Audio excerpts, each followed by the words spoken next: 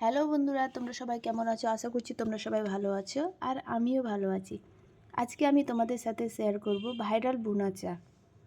এই চাটা আমি অনেক দিন থেকে বানানোর জন্য এক্সাইটেড। আমি ভাবছিলাম কবে আমি বানাবো, কবে খাবো আর সবাইকে খাওয়াবো। চা বানানোর জন্য চায়ের পাত্রে আমি 3 চামচ চিনি দিয়ে দিয়েছি।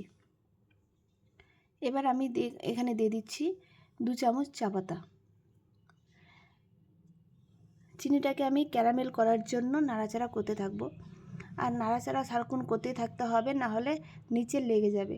তোমরা দেখতে পাচ্ছ আমার চিনিটা ক্যারামেল হয়ে গেছে। এবার আমি এখানে পরিমাণ মতো দুধ দিয়ে দিচ্ছি। আমি প্রায় 4 কাপের মতো চা করছিলাম, তার জন্য আমি 3 কাপ দুধ দিয়েছিলাম আর 1 কাপের মতো জল দিয়েছি। এবার এটাকে আমি কিছুক্ষণ ফুটতে দেব, প্রায় 3 থেকে 4 মিনিট আমি ফুটিয়ে নিব। আজকে আমি বোনকে বলেছিলাম যে তোকে একটা ভাইরাল চা খাওয়াবো, ভুনা চা।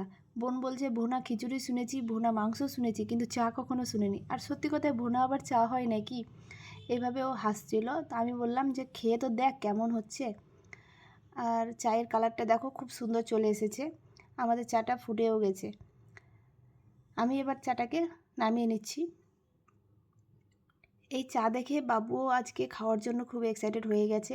বাবু বলছিল যে আমাকে একটু চা খেতে দেবে, ওকে এমনিতেই চা খেতে দিই না, তো ও চা দেখে চা খাবে বলে খুব জেদ করছিল। তো আমি বললাম যে ঠিক আছে, তোমাকে শেষে আমি একটু ট্রাই করাবো কেমন হয়েছে।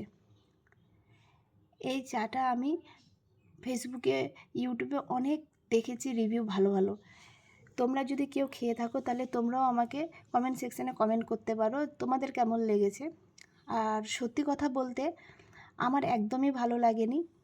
আমি আমাদের রেগুলার যেভাবে চা খেয়ে থাকি ওটাতেই আমরা অভ্যস্ত, ওটাই আমার কাছে ভালো।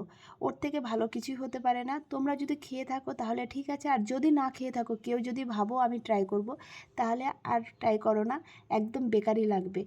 আর আরেকটা আমি ট্রাই করছিলাম ভুনা আইস টি, এটাও দেখছিলাম যে খুব ভাইরাল, তো ভাবলাম এটাও ট্রাই করা যাক, কিন্তু এটাও আমাকে ভালো লাগেনি।